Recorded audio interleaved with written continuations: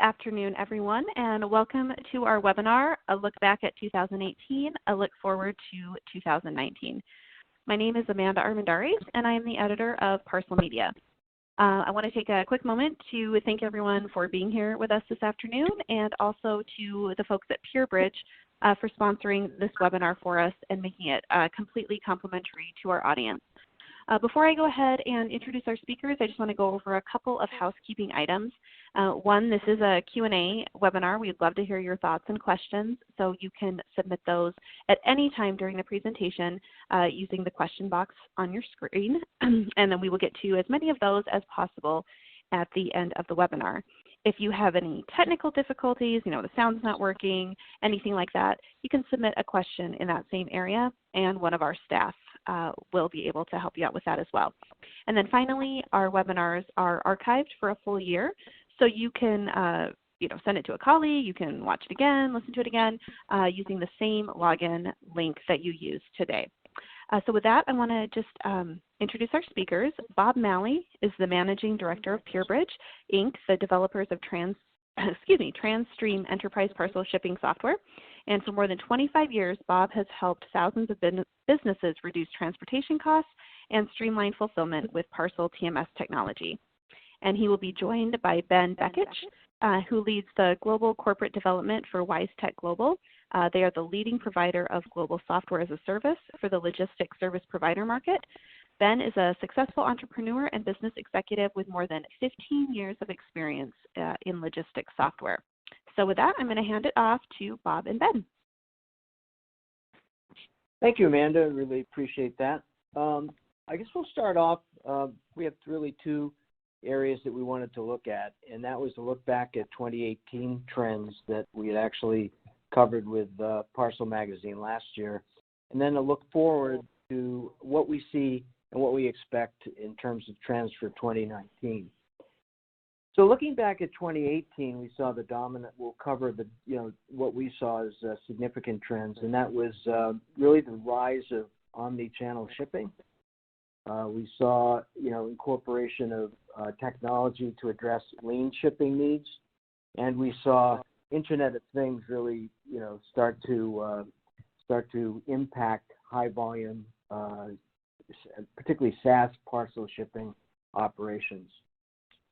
So if we look at omni-channel shipping, I think what we have seen is that Amazon continues to put pressure on brick and mortar retailers trying to compete with, e-commerce operations like Amazon.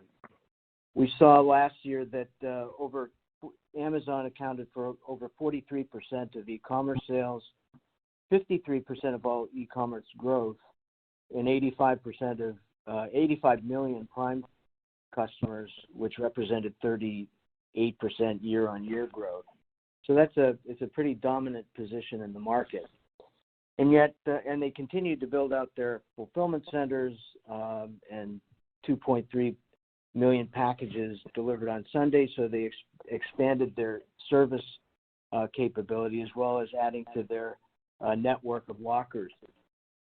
Now to compete, what we saw was retailers respond with an omni-channel strategy that was really designed to reduce costs.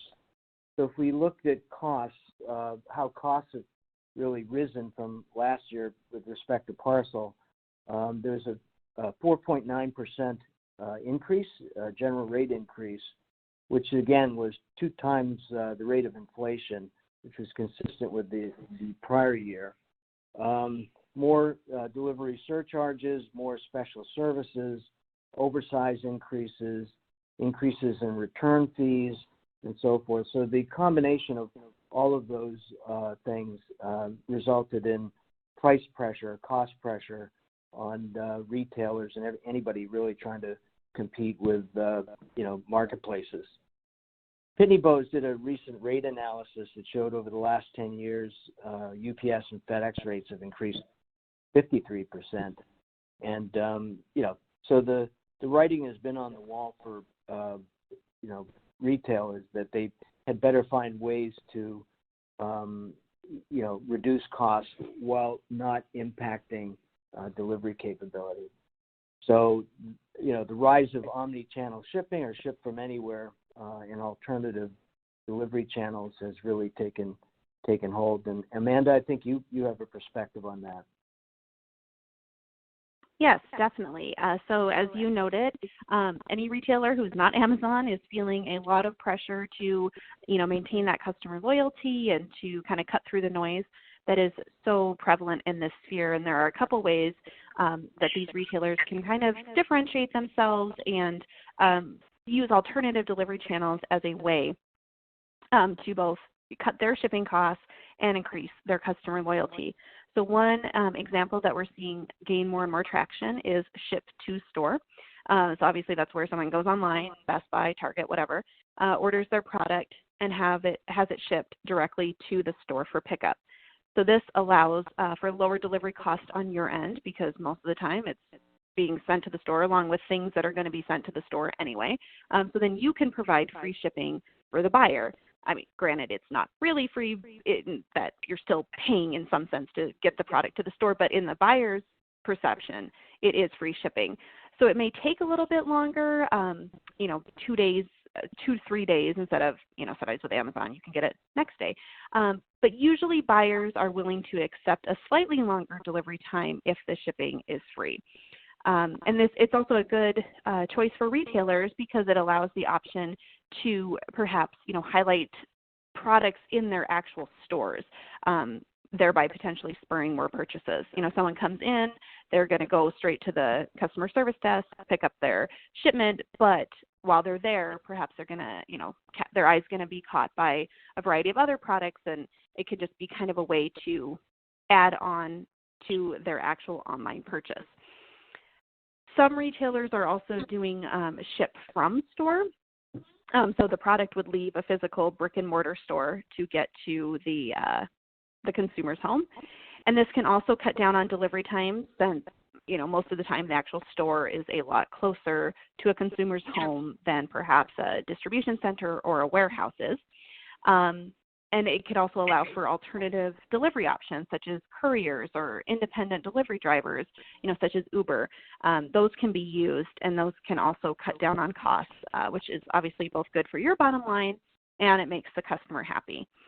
Now, one challenge with the ship from store is having a dedicated space within the building to package the shipments. Obviously, if your store currently doesn't have enough space for this, it might not be the best decision to implement. Since you need a space to actually put the shipments together, you also need a place to store the boxes, the void fill, all of the physical packaging items that you need to actually get that product out the door. But if the store does have the space, it can be a great way to utilize a physical location and continue to make the stores relevant, even in the face of the shift to online purchasing. Another challenge, though, with ship from store is that the turnover time for retailers is, pretty short. So it may feel like you are constantly training new employees on the procedures for getting the products out the door. Now, that's not to say it shouldn't be done, of course. There are a lot of benefits. And one benefit that people perhaps don't consider as much as they should is the unboxing experience, which has been shown to have a direct link to customer satisfaction. So obviously some things people don't really care how their stuff arrives as long as it's, not broken and it's correct. But for certain things, especially gifts or just certain items that have more of an emotional, tangible value, an employee putting in a handwritten thank you note or gift wrapping or anything like that can actually have a very strong influence on whether or not your customer is going to purchase from you again. So if your store allows it, it's definitely something that would be a good option to consider. And with that, I'll hand it back to you, Bob. Thank you, Amanda. That was very helpful.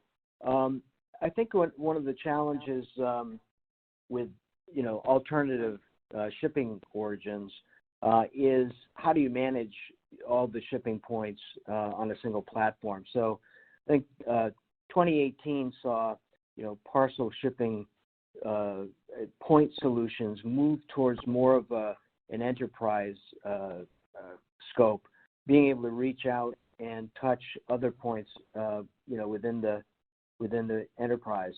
So we've seen that in shopping carts being able to determine what the best cost is, what the best carrier to use, who has the best ETA, to provide consumers with the ability to have choices, which is, a significant,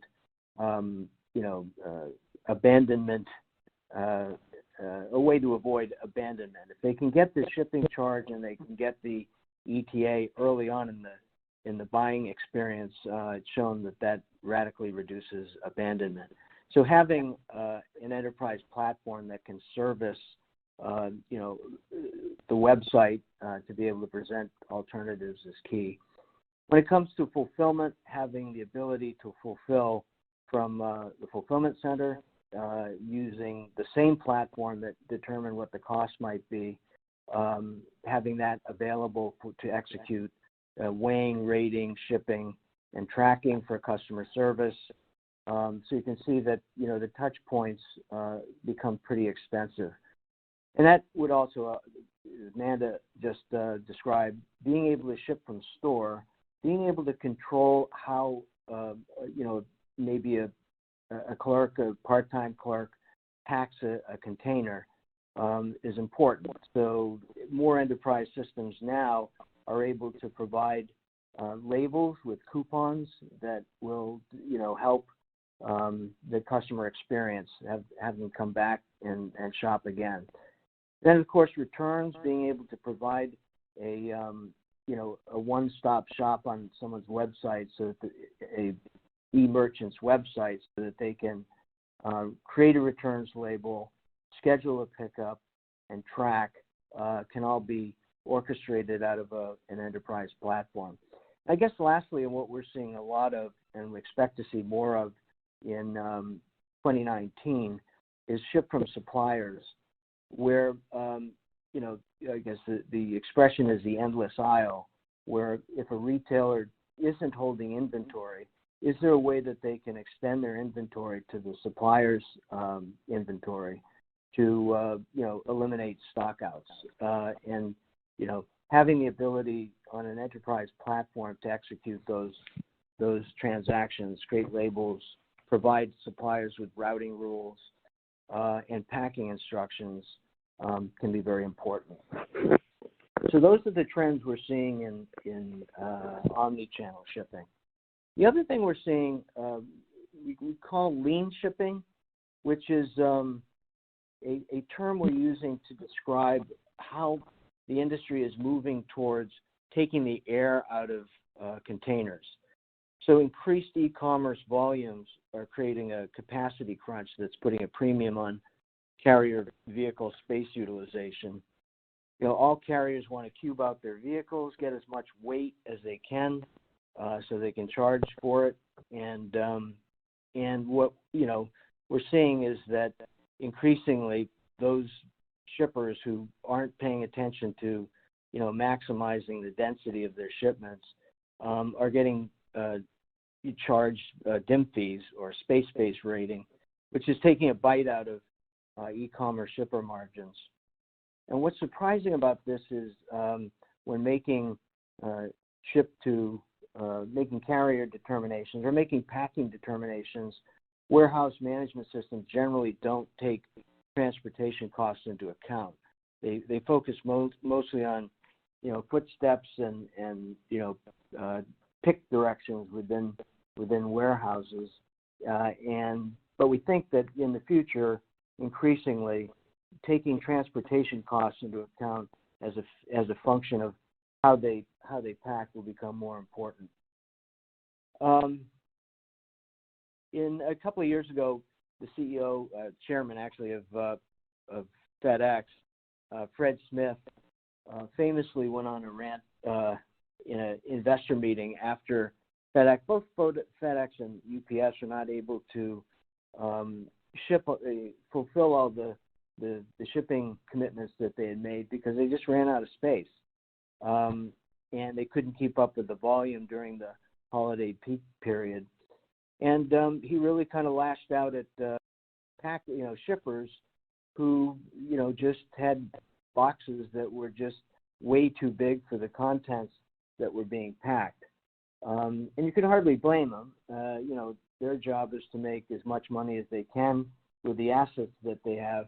And so the parcel carriers really felt the need to do something about poor packing decisions. And the same is true with LTL carriers. LTL carriers followed suit. I think ABF was the first to implement space-based rating, moving away from 100% reliance on NFC-based rating. And last year, FedEx introduced their own space-based rating scheme. So like the parcel dim rate policy, the shift to space-based rating has made it much harder for shippers to accurately determine shipping costs up front and provide transportation cost-effective packing instructions to packers. So they can't quote it accurately, and they can't really fulfill it with a certainty of what the shipment will cost. One client has said to us that if they have to load a pallet in the first place to determine how to quote a shipment, well, it's too late by that time. So a little bit of DIM rating 101, as probably most of the people on this call know. A DIM weight is determined by length times width times height divided by the DIM divisor. So the lower the DIM divisor, the higher the weight. In the case that you're looking at here, a poorly packed container could be charged at a 70-pound rate as opposed to a 39-pound rate. So what we've seen over the last several years is the DIM factor declining pretty precipitously, which has meant more than ever you're likely to pay higher DIM fees on your bill. And again, the WMS and OMS systems haven't really kept pace. And you can see that, anyone can see that as they were receiving packages during the holiday seasons. I recently ordered a toner cartridge online, and a few days later, a big truck pulled up with a big box, and I thought they were delivering the whole printer, but no, there was a toner cartridge rattling around in the bottom, surrounded by fill, and obviously it was the kind of shipment that a shipper would be dinged with a DIM charge. So space utilization and cubing out vehicles is because that's becoming so important.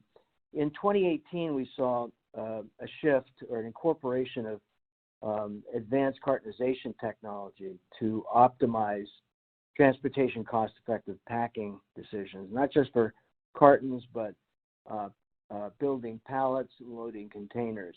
So if you think of cartonization algorithms as sort of mathematical processes, very similar to video games where, three-dimensional objects are manipulated in virtual space, like Tetris and other games.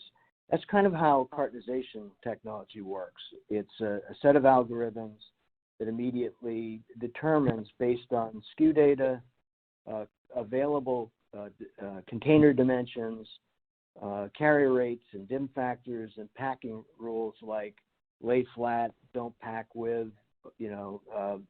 others. Submitting that to a cartonization engine will provide the shipper with a range of options by carrier that determine what is the least cost way of packing. Now, it works the same for palletization, and for freight carriers, that means there's an opportunity to move away from FAK rates. If you can give LTL carriers better information about dimensions and density, and or simply to complement freight class as a way to negotiate better rates. So what is the impact of cartonization technology? Well, it's really all along the customer experience. Reduce shopping cart abandonment. So if you don't have to guess at what the rate will be, and you can apply cartonization rules in shopping carts or in order entry or even in purchasing, rather than guess too low and affect the margin or guess too high and lose the customer, a more accurate, algorithm-based rating capability is very useful. And of course, reducing shipping costs, eliminating dim factors, but even if there is a dim factor, as with, if you're shipping sneakers or some things that are going to be, that will be dimmed, finding the best carrier with the higher dim factor is critical. And again, all of this can be automated. It doesn't require, particular expertise on the part of a human being. So reducing waste is another area. We saw a survey lately where customers were irritated and affected the company brand that they had to deal with so much waste to throw out. So improving customer satisfaction is yet another reason to get packing capabilities rationalized. So the next thing we've seen is Internet of Things. One of the thing we've all probably heard about it. I wonder how it applies. As for SaaS-based shipping systems, had traditionally been kind of relegated to small shippers because those shipping solutions were not able to integrate with local data sources. They couldn't really integrate with devices like thermal label printers and scales and other material handling devices. So for years, SaaS-based systems have been, used for lower volume shippers, and higher volume shippers really wanted to avoid the costs associated with on-premise deployments, and so the rush was on to develop ways and innovative ways to use Internet of Things to integrate SaaS-based solutions with on-premise data sources. So that's what we saw in 2018, more of a willingness on the part of medium to large-size enterprises that have, maybe hundreds of locations and, IT staff, now willing to consider a secure, highly integrated Internet of Things solution for their SaaS-based shipping systems. So you could think of it as like Nest in the warehouse, in that, SaaS-based solutions are now able to operate as if on-premise. So how it works and the benefits, if we look at the next slide, really it involves the implementation of agents that run around the network securely and transport information, whether it's a weight from a scale, driving a postage meter, or creating a thermal label, or accessing order header and line item detail, or updating an ERP system. All that can happen on real time and securely with the advent of Internet of Things. So I think as we look at 2019, we'll see that continue to become more prevalent. So looking at other things in 2019, international parcel shipping, we see local delivery services expanding, and predictive analytics really coming of age. So if we look at international parcel shipping, obviously e-commerce is a global phenomenon. Customers around the world, consumers, don't really want to have to care where the shipment is going to be coming from. They log on online and they buy, and they don't really have to care about the idiosyncrasies of cross-border movements. So customs, as a consequence, global shipping is increasing, and customs brokers are calling it a parcel tsunami. They're seeing more frequent, smaller shipments transported internationally. So according to a study by Pitney Bowes, last year parcel volumes grew 17% to 74 billion worldwide. It's anticipated that global shipping volumes will exceed 100 billion parcels in 2020, and 66% of consumers now shop online, 40% purchase goods from another country.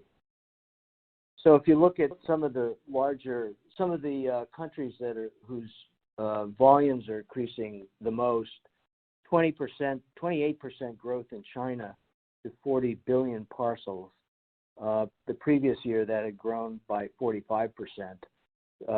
However you slice it, more volume, we can anticipate more inbound parcels into the U.S. So, Amanda, I think you have some thoughts on international shipping. Yes. Okay. So obviously this is a pretty in-depth topic, right? So I'll try to give you as good of an overview as I can without keeping you here all afternoon. So when you go global, one of the biggest predictors of success is selecting the right fulfillment partner. Now, whether you're shipping globally or domestically or both, there are certain things that you are likely always going to want to look for as you are evaluating your fulfillment partners. Things like culture fit, their location, their flexibility, their technology, their parcel optimization, their expansion capabilities. But when you go global, it means that you also need to take into account other factors beyond just those that I mentioned, such as where you ship from. Are you going to export from the U.S.? Do you establish a warehouse in your new market and have the fulfillment provider ship from there? Obviously, it kind of depends on your goals and exactly where you're shipping, but those are things to take into account when you're evaluating a new partnership. You always want to, or also want to make sure that you ask them, does my fulfillment partner have experience in shipping e-commerce products to these new markets? And also, who will complete the international paperwork, and what is the limit of liability if something goes wrong?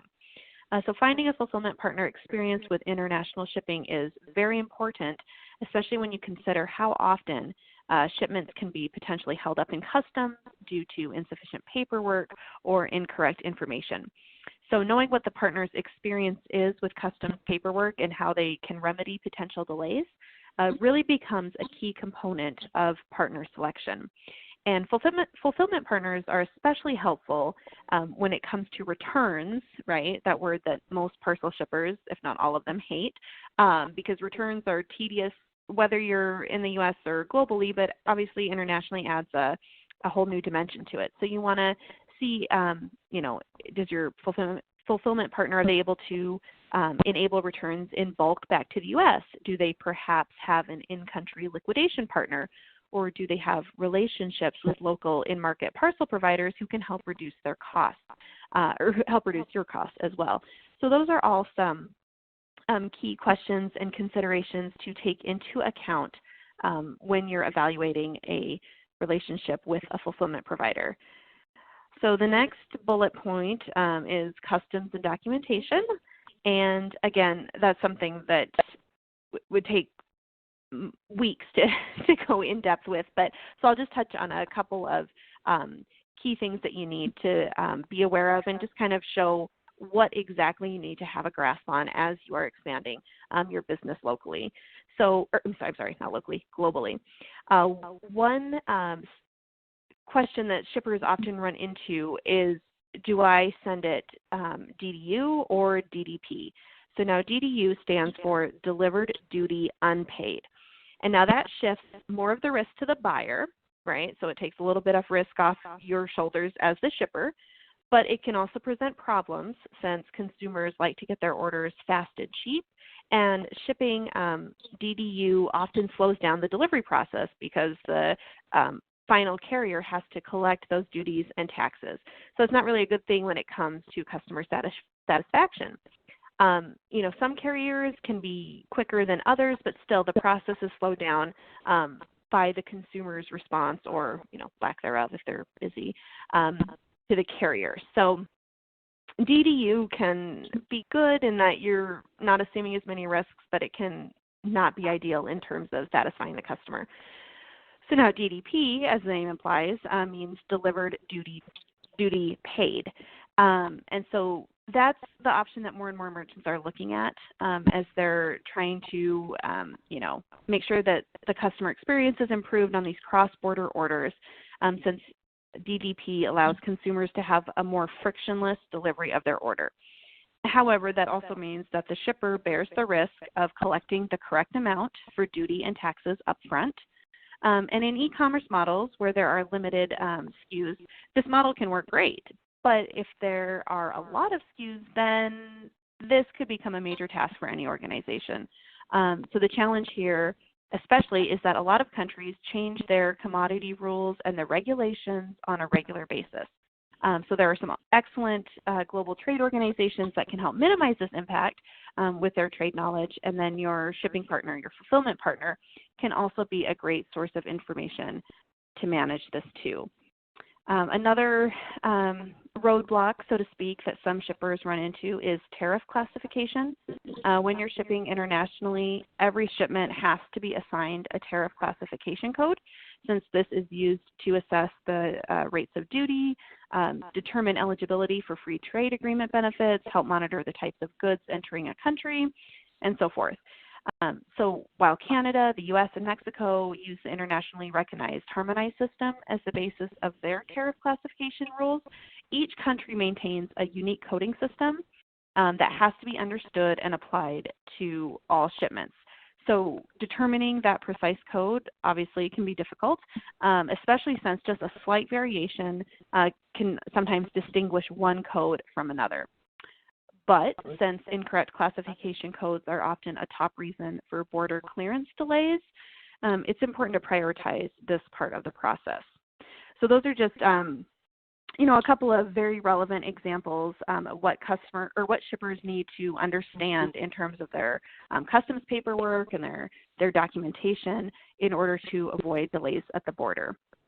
And then finally, how is the current political climate impacting shippers? Obviously, the tariffs are a huge talk in this sector. It's impacting shippers on a variety of levels. We now, instead of NAFTA, have the U.S.-Mexico-Canada agreement, and it appears to be pretty similar to NAFTA in a lot of parts, but there are some potential changes that could impact small package and express providers since the countries have approved this new agreement. So one of the most relevant to global shippers is the increase in de minimis thresholds in Canada and Mexico. So the de minimis threshold is the maximum value for when a duty is required of foreign shoppers. So currently, not currently, I should say, prior to when this new agreement was implemented, Mexican shoppers would pay a duty if they bought more than $50 worth of goods from U.S.-based businesses, including online retailers. Canadians, however, only had to spend about $16 on U.S. goods before incurring a tax on their purchases. So now, since the U.S.-Mexico-Canada agreement was approved, Canada and Mexico both saw their thresholds increase to $150 and $100 respectively. The U.S. de minimis is $800.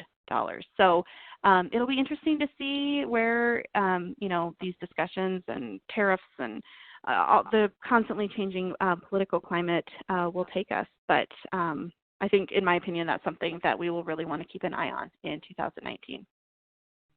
Ben, do you have any thoughts on that? You're heavily involved in international shipping.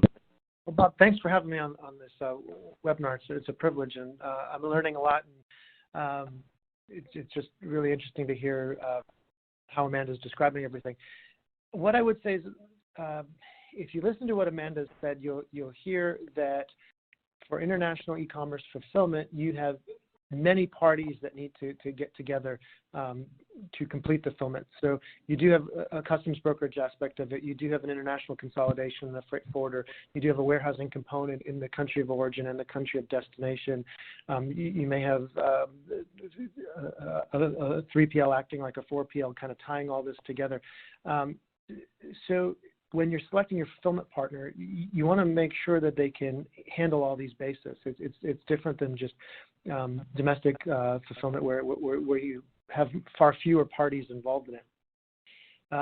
So just making sure that your fulfillment partner on the international side can cover all those bases, and then specifically, can they cover them for the countries that you care about? And also to be aware that you might not be able to ship your goods easily to all countries. Different countries will have different rules on specific products. And you want to know that up front. You don't really want to be showing someone in Brazil a product that they can't buy from your website. So working with an international fulfillment partner to even know what you can sell to which countries. Do you want to sell that product to each country?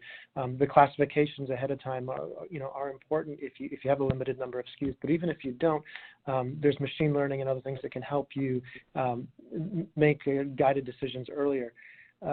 And the other thing I would say is the volumes here are just impressively exploding. So vet your partners very well, because they might be able to handle certain volume levels, but when you exceed certain volume thresholds, what really blows people up is the exceptions. It's not that they can't handle everything when everything is good, but when the wheels start coming off the bus, or surplus items start showing up, or things are short shipped, or you have returns, or some things get rejected by customs, can they handle that at volume? And that's where enterprise systems come into place. That's when a real world-class 3PL can help you. Is when you're shipping with volume, can you handle the exceptions? Because again, there's a lot of coordination between a lot of different parties on the international side, and if you get the right partner, that can work really seamlessly. I guess I'll close with, and some fulfillment partners are better than others at specific countries and lanes. And while you can partner with someone to control most countries for you, you will see that different fulfillment providers are better on a country-by-country basis. So again, just the volumes here are exploding. It's a really exciting time. Vet your partners well, and you can do well in a controlled global rollout. So it's pretty typical for a shipper to have more than one freight forwarder, for example. For that reason. Again, if you pick the right international 3PL, they'll have their own partner network. They'll be able to tie together things for you, but you will have, unless you're dealing with a global 3PL, even then you'll have multiple divisions of that global 3PL working for you. So coordination between all of these, getting the information electronically up front, as Amanda was talking about, is really crucial to timely deliveries. Okay. Yeah, so I think that brings us to the topic of consolidating cross-border. Yeah, I guess being able to print, create forms and documentation and restricted party screening are kind of table stakes at the moment. You've got to be able to create accurate landed cost calculations to quote consumers correctly on what their shipments will cost. But what we're seeing is a move towards what I'm going to call cargo chains, where international parcel shipping is kind of a coordinated effort, as Ben was describing, between first mile pickup, cross-border consolidation, deconsolidation into parcel networks.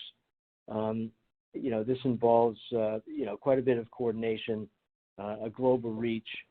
FedEx offers IPD, UPS offers Trade Direct to perform this process.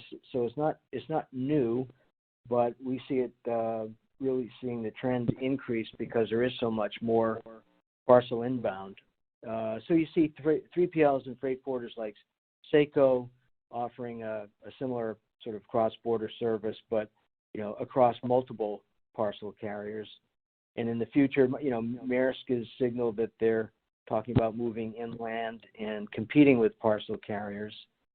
Pitney Bowes last year, not last year, but they acquired Logistics, which takes shipments from the port and then injects them into USPS facilities, saving delivery time and costs. And I guess, Ben, what do you see? What do you see the trends in this sort of cargo chain process, a trend. Yeah. Well, it's exciting times there because, again, the volumes are exploding, so people are paying a whole lot more attention to it. So you do see a lot more visibility in the cargo chain. You do see a lot more seamlessness now than would have existed 3 or 4 years ago.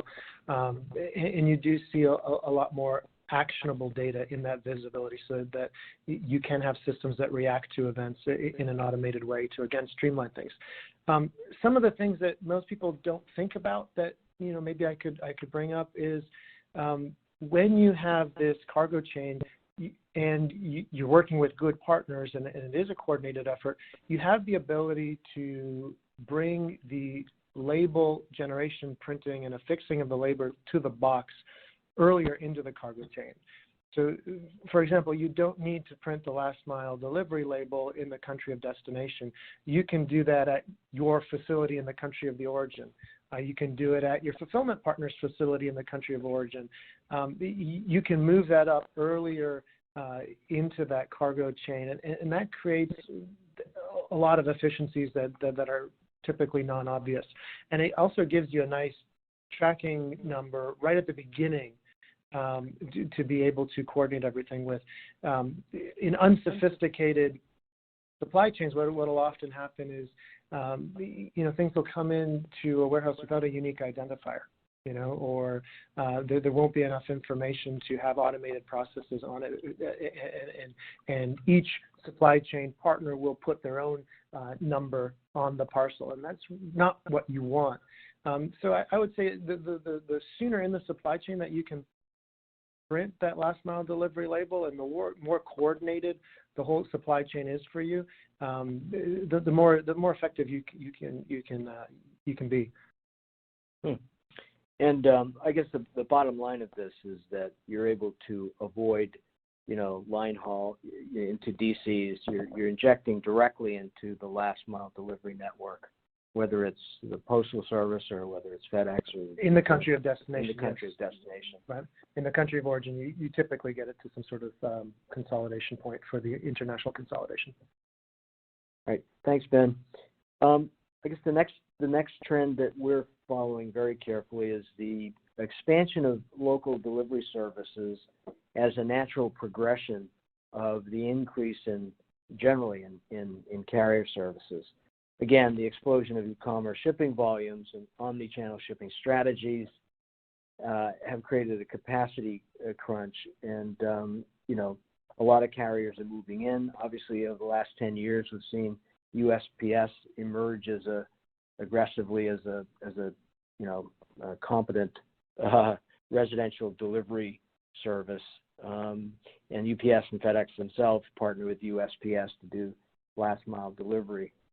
So, we've seen the rise of regional carriers. We're seeing more Amazon delivery vehicles, more group source delivery services like Deliv to meet the growing e-commerce delivery demands. So the next generation of carriers are really going more local. So if you think of global, national, regional, and now local, you're starting to now look at couriers, what we'd normally call couriers or local delivery services, and it's not just limited to parcels. CSCMP reported LTL volumes growing at 6.6% last year, and one of the reasons for that is LTL carriers are getting in on the e-commerce delivery, last mile delivery, white glove service, over the threshold, trash removal. As millennials are becoming more comfortable buying heavy items online. I mean, you can buy a Tesla online now. So refrigerators, furniture, lots of heavy consumer items are being delivered every day. So in 2019, we expect to see the continued blurring of the lines between couriers, local delivery, parcel, and freight as everybody scrambles to try to meet the e-commerce demand. Now that means for enterprise systems, that means a whole new challenge of trying to tap into the the delivery networks, the carrier networks that are out there. So it's less of a one-to-many relationship between the parcel shipping enterprise system and more of a one-to-network where really any local carrier delivery service can be accessed to rate, ship, track, acquire PODs, returns, and so forth. Ben, what are you seeing there? I'm seeing that this is actually very different country to country as well, and that if you look at what consumers want, it is different countries. In some countries, for example, delivery to the local convenience store works really well. In some countries, delivering to the neighbor if the consignee is not home works really well. In other countries, that practice is deplored and it really doesn't work. So on the international side, I would say the behaviors of the final consignee and the consumer are actually quite different, and you need to know that for the local geography, and you might need to have a different final mile parcel delivery method on a country by country basis. It's no longer a one size fits all. There are cultural differences, and then you see very different practices in densely populated urban areas than you do in rural areas. And that matters as well.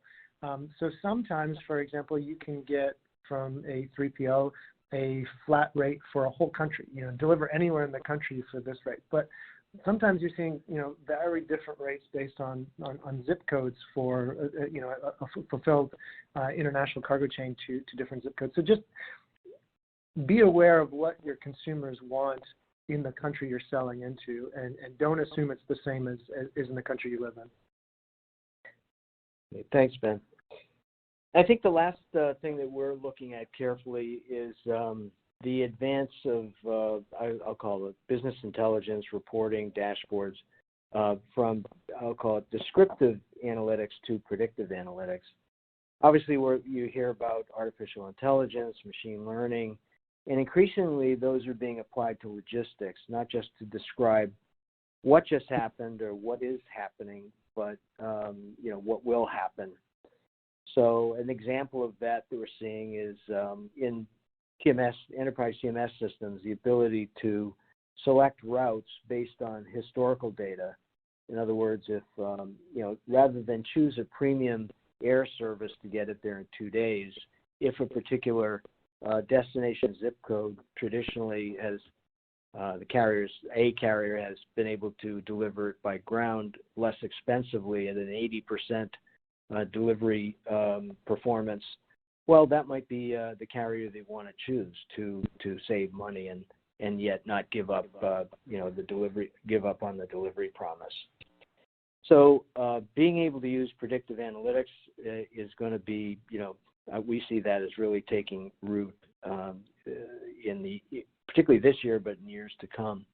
Now, for 3PLs, this is going to be more of a challenge because they need to look across their entire customer community and being able to adjust the analytics from one of their customers to another.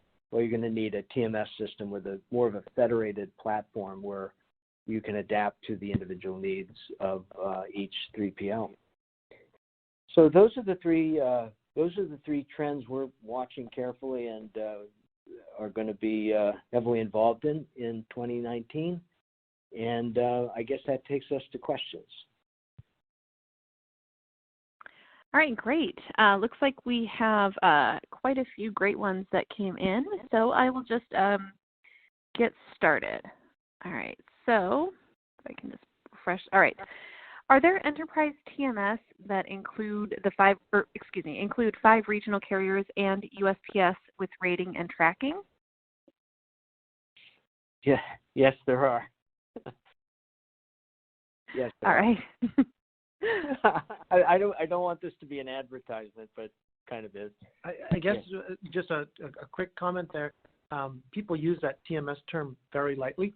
So if you're going to go search for a TMS, you're going to find everything from things that'll help trucking companies assign drivers to trucks to, parcel shipping, which is what we're discussing today, to things for international freight forwarders. So the term is very overused.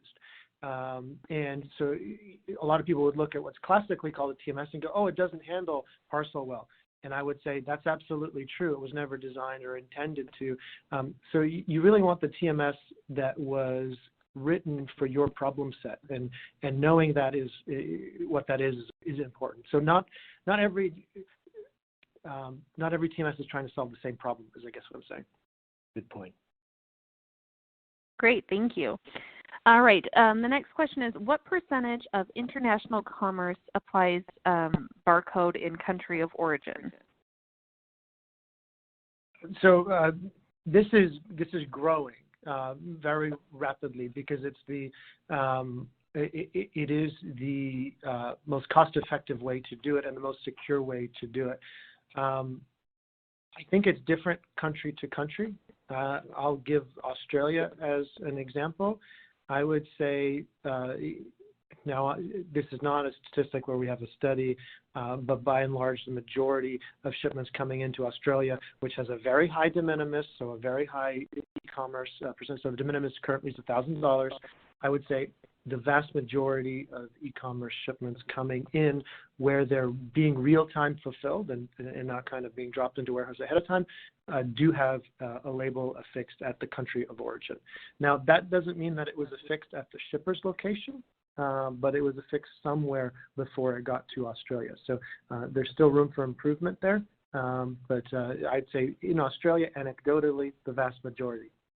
But the alternative is over-labeling, and you see that as But that gets very expensive, because then you're asking the warehouse in the country of destination, who's not staffed for that kind of work, who's staffed for a fast cross-docking deconsolidation, to actually work on the box, and that gets expensive. Yep. Great, thank you. All right, the next question is, do you see the major carriers getting involved in local delivery services, or is it going to be strictly new companies to manage in various locations? No, we absolutely see the large carriers getting involved in this, and especially if you look at their M&A activity. They're buying a lot of local delivery companies, and if you recall my comment about the country specificity of how customers like things delivered to their door in the country, this is part of the reason why the large carriers are making local delivery acquisitions, is to gain that local knowledge and to really do it well. So I do see them actively trying to do more and more in that area. Whether they'll do it fast enough to cover everything that your company would need or not is a different question, but just look at their M&A activity and you'll see that they care about this. Yeah, and what you're also seeing is that I'll call it the LTL carriers are moving into single shipment drop-offs, deliveries to residences, and that's different for them. They start looking more like parcel delivery services in the way that they exchange data and the speed with which they can, interact with a TMS system. Sounds good, thank you. All right, the next question is, can you share your perspectives on the proposed taxation of lower value parcels in EU countries and the perceived impacts on the process? So this is a difficult and long question. Soundbite. I don't know how to do this question justice in the time that we would have to discuss it. You look at the explosion, the absolute explosion of e-commerce volume, low value volume, and what that means on a local government authority, like a local customs government authority, for processing that, handling that, and the disproportionate amount of effort they have to put on that to high value shipments. You understand why governments are thinking about this. Now, the consumer doesn't like this. It slows down the whole supply chain. From a retailer and consignee perspective, you'd love for the highest de minimis as you can have, but you have health and safety concerns. You have denied party screening concerns. You have all sorts of things that we want our governments to do for us, and all sorts of complexities there. So it's easy to get very nearsighted about this. But what I will say is that this is requiring more and more effort from local governments as the numbers explode. And many governments are asking for consignee level clearances. So they want a declaration by end consumer, and not just one declaration for the whole consolidation as they get into more security concerns. So there is a large health and safety aspect of this. So there's a large compliance, there's a large tax, and there is a large governance. And then the government has to pay for all this somehow. So it's not as easy as I would like to not have to pay duties and taxes on the goods that I buy. It does add good. No, thank you. Oh, no, go ahead. Go ahead. No, I'm just saying it does add complexity. It will make the process slower, and you need a good balance there. I agree, and that was well said. You actually did a great job of going into that. That was a perfect soundbite, shall we say. All right, the next question is, can you go into a little more depth about how cross-border consolidation factors into shipping logistics moving forward? If I change the question a little bit, and I will say that the way it changed, what's actually changing drastically is when you see traditional international shipment volume go from traditional consolidations to retail stores, box stores, those types of things, moving to an e-commerce international consolidation. That drastically changes the supply chain. It drastically changes the infrastructure you need to handle that supply chain, how you make the customs declarations, how you track and trace all this. And that volume, I don't see it really ever going back to the traditional model. The only time I see it ever going back to the traditional model is when you have countries like Brazil, where you just can't get across that border fast enough for an international e-commerce fulfillment order online. So there you're kind of pre-shipping goods into the country and then fulfilling it from that country, because you just can't get it across the border fast enough. So that's why you see Amazon, moving centers there as well. So look, you need different infrastructure to handle international e-commerce consolidations, not necessarily the international consolidation portion, but the deconsolidation portion, the customs, the track and trace, the event tracking, building those consolidations effectively. And if you think about it, sometimes you can have 30,000 consignees in an international container, 30,000, and those are 30,000 different SLAs that you have to, manage. That's way different than one SLA to one retail store for that whole container full of widgets. So can that be one customs clearance anymore? No, typically, this is what I'm saying. In most countries, they're moving to now, you need to declare it by consignee, right? So by those 30, you have 30,000 declarations in some sense, whereas before you had one. Now that's misleading in a sense. Sometimes it's sub-declarations, and it is one, and it depends on the country. And in the U.S., well, there's a lot of, I wish the government wasn't shut down right now, because there's a lot of good initiatives for air consolidations into the states that are going on. But so let's just put it this way. There's a whole lot more complexity. There's a whole lot more deadlines to manage effectively. Sounds good. Thank you. All right. Well, we are right at the top of the hour. So I want to once again thank everyone for taking time out of your busy and likely cold, depending on where you are, afternoon to spend time with us on this presentation today. A huge thank you to Bob and Ben. I really appreciate all the insight you shared. I think it was very valuable as we embark on this new year. And then finally, as always, a huge thank you to PureBridge for sponsoring this webinar. We really appreciate the fact that it is completely complimentary for our audience and our readers. And just a reminder, I did see a couple of questions come in asking, is this available post-webinar? And yes, it is. So just use your same login link, same password, everything, and you'll be able to access it for one full year. So thanks again to PureBridge, Bob and Ben, and I hope everyone has a great rest of the afternoon.